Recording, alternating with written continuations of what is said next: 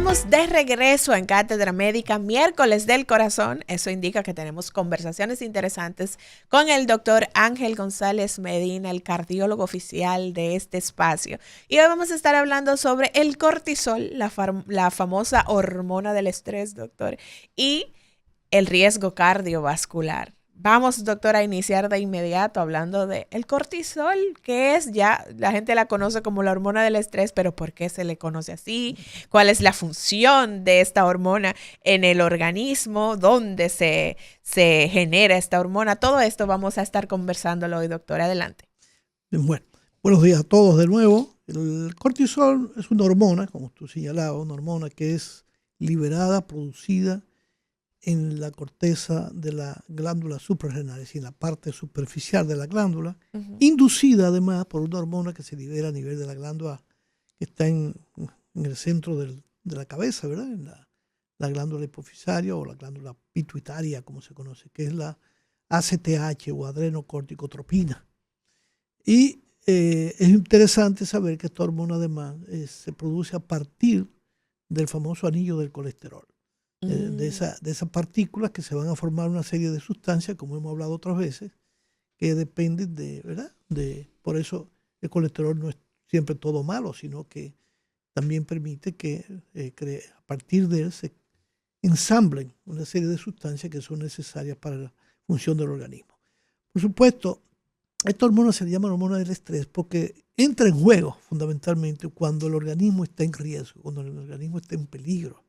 Es decir, frente a una amenaza, un susto, una emoción, una tensión porque tengo algo pendiente. Es decir, hay un nivel de estrés, de tensión que hace que esta hormona se libere. Y como decía Mauri ahora mismo, por ejemplo, la falta de sueño, el no dormir adecuadamente, permite que esta glándula comience a liberar ese tipo de hormonas. Y entonces, ¿qué pasa? Que esta hormona juega un papel muy importante en la regulación de los niveles de azúcar en sangre, de la glucosa, de la glicemia, como conocemos todos. Y esto es importante. Ahora, cuando estos niveles se elevan, entonces van a crear no solamente elevación de los niveles de glucosa, sino que también, porque es cuando el organismo necesita glucosa que él entra en juego. Pero si no hay control de la producción de esta sustancia, entonces vamos a tener niveles elevados de glucosa en sangre y la inducción a desarrollar diabetes en el futuro porque se asocia con una baja producción de insulina, es decir, aumenta la resistencia a la insulina cuando ese nivel de cortisol aumentado es de manera crónica. Además juega un papel importante frente a los procesos de inflamación, en respuesta a los procesos de inflamación. Todo depende, obviamente, que ese proceso se continúe y entonces va a haber un aumento en la liberación de cortisol. Y el cortisol, de todas maneras, debido a esto, a todo este efecto, esta función que tiene, incluso la regulación del sodio y de otras sustancias en el riñón, o sea que al final también va a contribuir fundamentalmente a la liberación de otras hormonas que tienen que ver con el sistema cardiovascular, que son llamadas también hormonas de estrés. La epinefrina o adrenalina o noradrenalina, las dos, que son dos sustancias que también tienen que ver con los estados de amenaza, cuando el organismo está en amenaza, que comienza a liberar adrenalina. Entonces, obviamente, hay estudios que han demostrado que estas tres hormonas juegan un papel importante en el riesgo cardiovascular. ¿Por qué? Y especialmente estamos hablando de cortisol.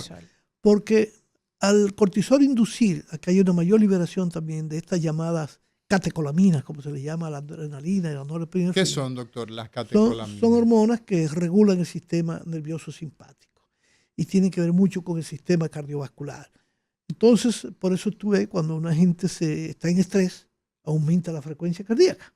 Entonces, las catecolaminas son sustancias, ¿verdad?, que van a mediar esos estados que tienen que ver con la regulación del sistema cardiovascular. Exacto. También. Y tienen que ver con la liberación de glucosa, porque hay un conjunto de asociación en la liberación de estas hormonas que tiene que ver una con otra. Entonces, ¿qué hacen esto desde el punto de vista a nivel vascular? Bueno, cuando tú tienes la presión baja por alguna razón, ellas entran en juego.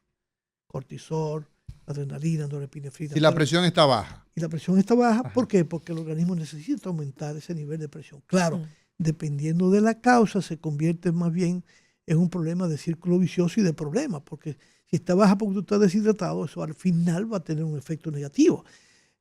Y así, por ejemplo, un estado de shock por alguna otra razón, entran en juego todas estas sustancias. Entonces, esa sustancia, si se necesita que se suba la presión, pues entonces ya actúa creando mecanismos para que la presión se normalice subiendo la presión. Pero en el caso contrario, digamos, entonces hay una regulación porque van a disminuir.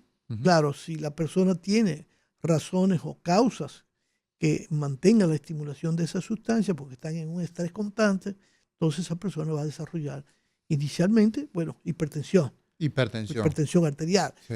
Por supuesto, yo dije que va a inducir al aumento de los niveles de glucosa, pero también dislipidemia, o sea, trastorno de los lípidos, obesidad.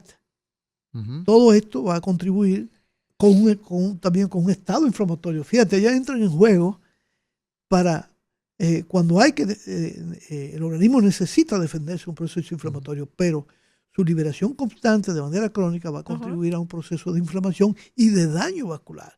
Entonces está plenamente demostrado que los niveles elevados de cortisol, como de estas otras hormonas consideradas como hormonas de estrés, favorecen el desarrollo de enfermedad cardiovascular, sobre todo cuando este estrés se hace crónico, que tiene mucha importancia. Por eso hoy día, siempre cuando sabemos que una persona está en ese nivel de estrés, incluso con esos trastornos mentales que tenemos o de conducta, siempre es muy importante detectar que esto podamos saber si estas hormonas están aumentadas. Porque incluso nosotros podemos prevenir el riesgo, sobre todo disminuyendo el estrés, pero sobre todo si sabemos que estas hormonas están elevadas, porque de manera crónica van a terminar en el desarrollo de enfermedad cardiovascular, hipertensión, daño a los vasos sanguíneos, infarto, derrame cerebral, es decir, diabetes. Hay una concatenación, una cascada de problemas que no va a parar. Entonces son la gente que mueren más jóvenes porque van a desarrollar enfermedad, obesidad. Entonces hay un síndrome que se llama síndrome de Cushing, que es por un aumento en la liberación de esa otra sustancia que yo mencionaba, que era la ACTH, la adrenocorticotropina, que tiene que ver porque induce a la formación y liberación de cortisol. Y estas personas precisamente engordan, o sea, se ponen obesos en la parte del tronco, es decir, del cuello hacia la cintura. Entonces tienen estrías de color púrpura, rosada, y son pacientes que tienen cortisol elevado, que además van a tener aumento de los niveles de glicemia. Muchas veces se le forma una jiba. Una jiba, lo que se llama una joroba. Una joroba. Aquí entre el cuello y la espalda, ¿verdad? Sí. Entonces se nota fácilmente más esa y el tema, por ejemplo, de la hiperglicemia, el tema, por ejemplo, de la diabetes que se desarrolla, claro. Y sobre todo en etapas tempranas, tal como usted dice. Sí, claro, porque puede desarrollarse en personas que pueden ser relativamente jóvenes. Sí, Doctor, claro. a mí me llama la atención porque es un tema complejo, o sea, quizás la gente no lo percibe así, esa es la importancia de poder tener este tipo de información a la mano. Y usted decía de la relación que puede existir, por ejemplo, entre esa elevación del cortisol y que se eleve la glicemia, el tema del colesterol. Pero el colesterol y la glicemia ya la gente tiene claro de que se pueden medir con analíticas de sangre. En el tema del cortisol, me gustaría que pudiéramos orientar a la gente de cómo se mide y cuáles son esos niveles adecuados de cortisol que pueden mantener nuestro organismo en un funcionamiento normal. Correcto. Fíjate, nosotros podemos medir cortisol en sangre, en suero, y también en orina. Y hay niveles, con mucha frecuencia yo lo que hago es que mando a hacer cortisol en la mañana y cortisol vespertino. O sea, porque puede variar durante puede variar el nivel de estrés. Entonces, no es lo mismo que si tú no duermes bien, vas a tener elevación del cortisol. Entonces lo vamos a ver en la mañana. Pero durante el día también tú estás sometida a un gran nivel de estrés ahora con esta incertidumbre que tenemos de todos los problemas que acarrea la sociedad, especialmente el tránsito que está afectando en todas las poblaciones. Esa información que usted dice, doctor, eso último que usted acaba de decir, nosotros nos hemos acostumbrado ya a salir y tirarnos, así como suena, nos tiramos a la calle.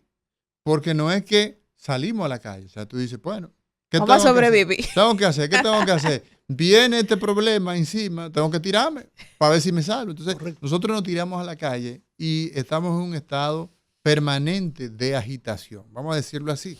Comenzamos con agitación. Tú vas saliendo de tu burbujita, de tu casa, ¿verdad? En la que tú supuestamente estás protegido, pero de que tú sales, tú te encuentras con un motorista que viene en vía contraria. Iniciando el DGCET día. dice, O por la acera. Ajá. ay, ay, Ay.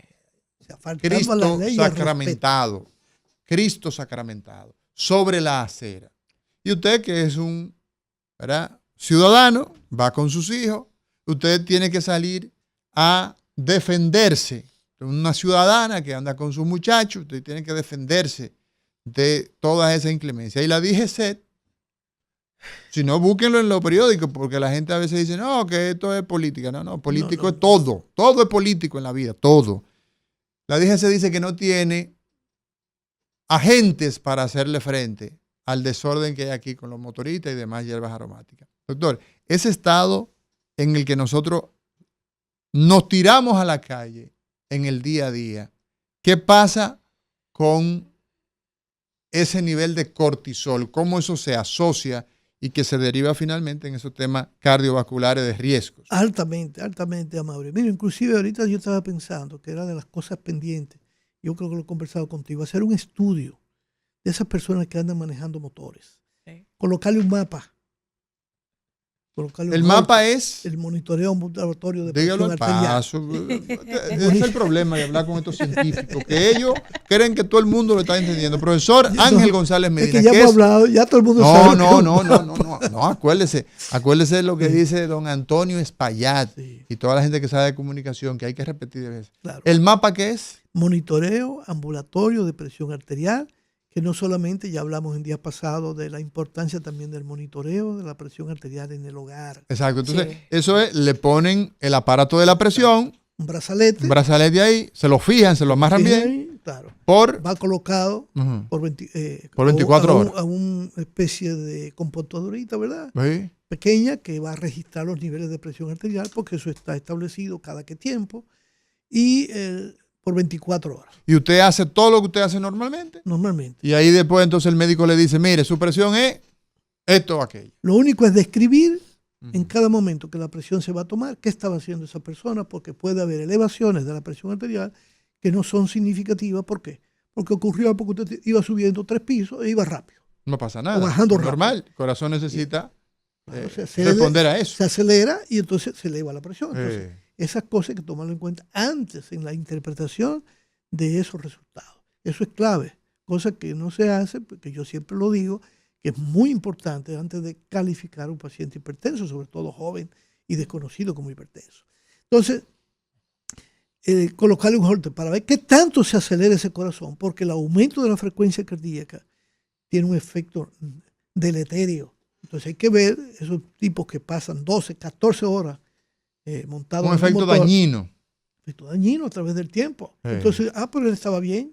Él nunca estuvo enfermo. Claro que estaba enfermo. Mire, doctor, usted sabe lo que está sucediendo. Usted sabe lo que está sucediendo hoy día con los pacientes que usted recibe, que yo recibo, que usted como médico de sala de emergencia recibe, que la enfermedad, el infarto agudo al miocardio, un infarto cardíaco o un infarto cerebral, está apareciendo 15 años, 20 años antes de lo que pasaba hace 30 años atrás.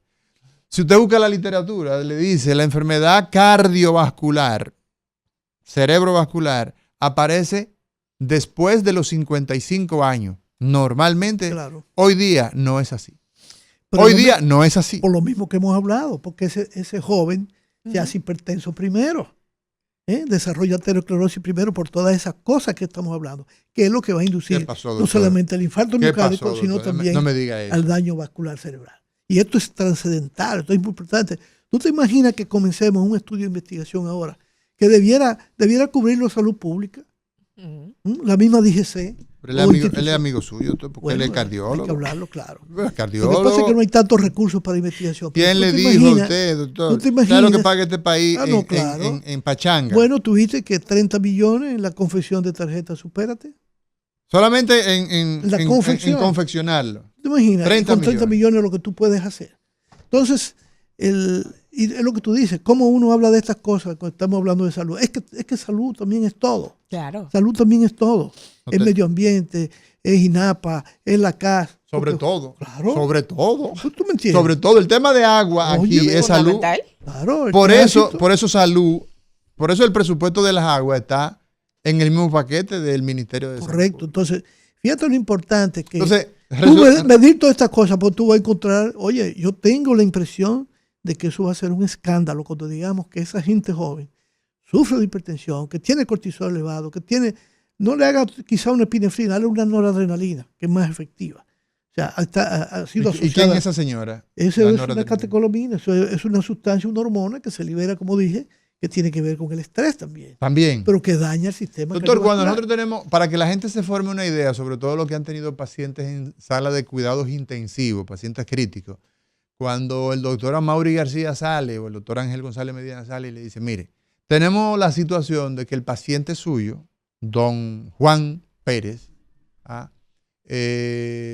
está en una condición crítica y hemos tenido que empezar a ponerle aminas vasoactivas, que son entonces esas catecolaminas, que son sustancias que en una persona que ya está entrando en un shock, que se está chocando, que todo su organismo está empezando a deprimirse, entonces ponemos esa sustancia para que le suba la presión. Y tratar de mantenerlo vivo y recuperar. Exacto, pero sucede, acontece y viene a ser que esa persona que anda como la Honda del diablo, el Señor lo reprenda, ¿verdad?